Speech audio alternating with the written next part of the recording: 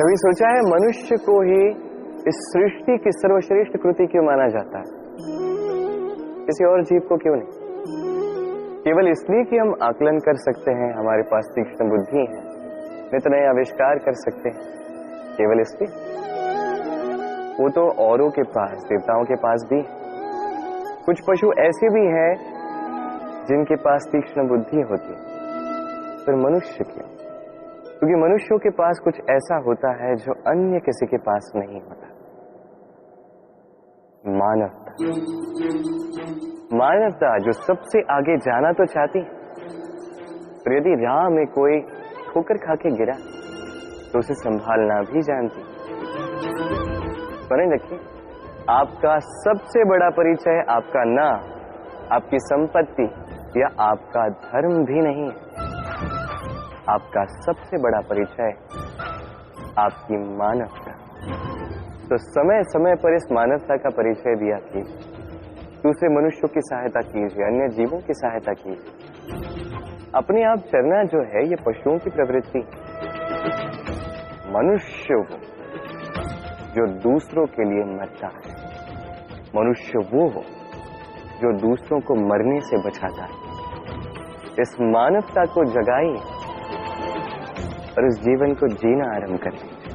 इस संसार में माता पिता अपने संतान को सबसे बड़ी भेंट क्या दे सकते हैं? वैभव, सुविधाएं, घर,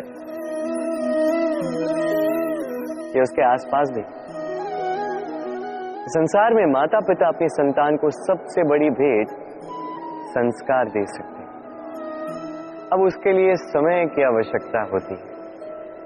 अब ये काल अत्यंत विकट है, समय का अभाव सभी के पास है। ऐसे में कुछ कठिनाइयां वरदान के रूप में हमारे समक्ष आती हैं। जैसे यदि मैं इन समस्याओं की बात करूं, जैसे युद्ध, महामारी, महारोग, ऐसे समय पे हमारे पास समय ही समय होता है। इस समय हम चिंता करते हैं, भयभीत होते हैं कि कितने धन की हानि हुई। अब ये समय कैसे व्यतीत किया जाए? नकारात्मक सोच उसके मन में घर कर लेती, वो समझ नहीं पाता करें क्या। मैं कहता हूं चिंता त्याग दीजिए, इस भय को कहीं त्याग दीजिए और जान लीजिए एक महत्वपूर्ण बात, ये ईश्वर ने आपके लिए वरदान दिया ताकि आप अपने कर्तव्य पूर्ण कर सकें।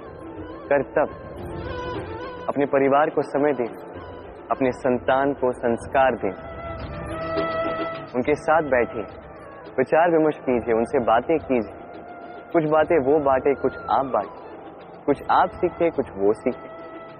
उनके साथ खेलिए, उन्हें अपने पूर्वजों की कहानियां बताइए। ये सब करेंगे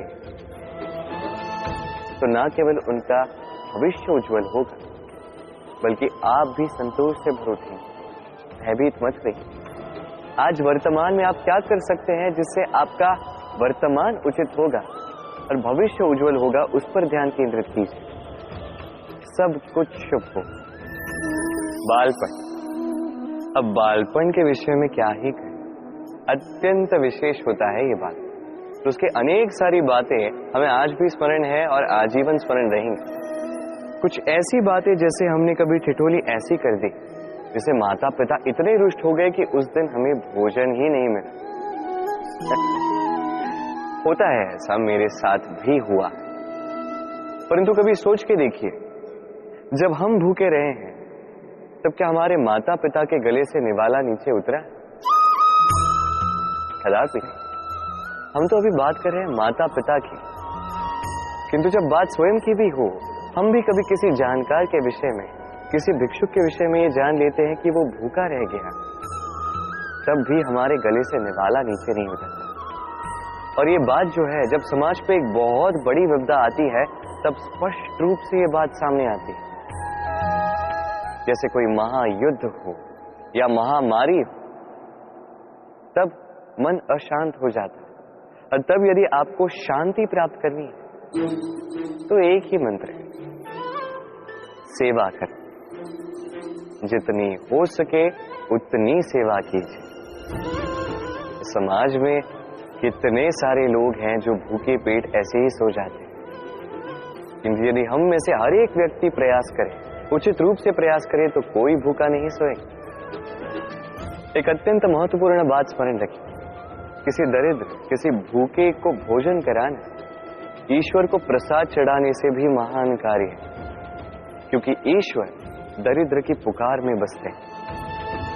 और मान लीजिए यदि उस भिक्षुक ने आपका भोजन ग्रहण कर लिया, अर्थात ईश्वर ने आपका भोग ग्रहण कर लिया, क्योंकि ये मानवता, ये सेवा ही ईश्वर की सबसे बड़ी आराधना। तो इस आराधना में विलीन रहे। अधिकार ना साधारण सा शब्द है, ना व्यापार, अपने आप में ही एक विशेष गुण है अधिकार। स्वयं ईश्वर ने मनुष्य को जीवन जीने का अधिकार दिया है, किंतु जब बात आती है स्त्री के अधिकार की, तो उस अधिकार के साथ कर्तव्य जुड़ जाता है। अब स्त्री के अनेक अधिकारों में से एक अधिकार है स्वयं का वर चुनना कि कौन होगा उसका अर्धांग। कोई ऐसा व्यक्ति चुनना जो स्वयं के साथ साथ, अपनी पत्नी के साथ साथ, परिवार के साथ साथ इस समस्त समाज का वर्चस्व ऊंचा कर सके। अब सोचिए, स्वयं का वर चुनना कितना बड़ा अधिकार, योग्य वर चुनना उससे भी बड़ा कर्तव्य। इसलिए स्त्री के अधिकार के साथ कर्तव्य जुड़ जाता है। अधिकार, उस शब्द का महत्व और भी बढ़ जाता है। आप भी अपने जीवन में अपने अधिकार को कर्तव्य के साथ जोड़ लीजिए। यदि ऐसा करेंगे तो हर स्वप्न पूर्ण होगा।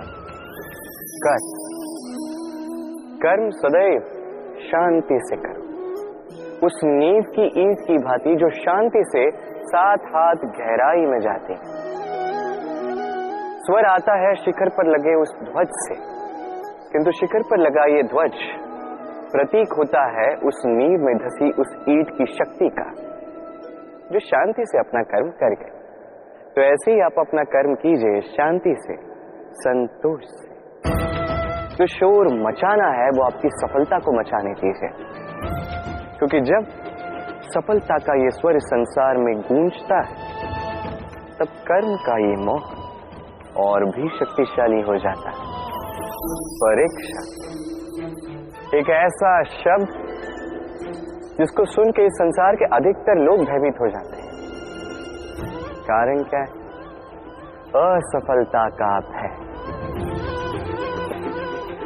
परीक्षा इस शब्द का यदि मैं दूसरा पहलू बताऊं, उसका तात्पर्य ये नहीं कि वो आपकी दुर्बलता सबके सामने लाए। ये तो वो युक्ति है जो आपका बल, साहस, आपकी शक्तियां सबके समक्ष प्रस्तुत करती है। जी हाँ, ये वो युक्ति है। आप स्वयं कभी देखिए, परीक्षा के समय आपके भीतर के ऐसे गुण निखर के आते हैं, कुछ ऐसी शक्तियां प्रकट होती हैं जिसके विषय में आप स्वयं अनजान थे, है कि नहीं? तो इस परीक्षा से भयभीत होना बंद कर दीजिए। विश्वास के साथ, निडरता के साथ इसका सामना कीजिए। दिन के अंत में ये परीक्षा आपको केवल निखारेगी, आपको और श्रेष्ठ बनाएगी। जल में तैरना किसे नहीं भाता। हम में से हर एक व्यक्ति चाहता है कहीं किसी सरोवर में, नदी में, जल के बीच में हम क्रीड़ा कर आनंद उठाएं। क्यों? अब बताइए, हम में से कितने ऐसे हैं जिनमें सागर की लहरों में एक किनारे से दूसरे किनारे की ओर तैर के जाने का साहस है? कौन है ऐसा? अब ये कार्य तो अत्यंत कठिन है। हमें किनारे प्रिय हैं, जल में क्रीड़ा करना प्रिय है, किंतु किनारों पर, सागर की लहरों के लिए। किंतु एक बात स्मरण रखिएगा, जिस दिन इन किनारों को भूलकर हम सागर की लहरों के साथ लड़ने का साहस जुटा लेते हैं, उसी दिन इन सागर की लहरों से लड़ने का बल भी हम में आ जाता है। तो किनारे हमें प्रिय होते हैं, हमें सुरक्षित रखते हैं, किंतु ये हमें दुर्बल भी बनाते हैं। तो इन किनारों को त्यागिए और सागर की लहरों से टकराने का संकल्प उठा लीजिए। स्वयं पर विश्वास रखिए, फिर देखिए क्या होता है। सफलता के शिखर पर आपका यह जीवन पहुंचेगा और प्रेम से कहेगा, राधे राधे।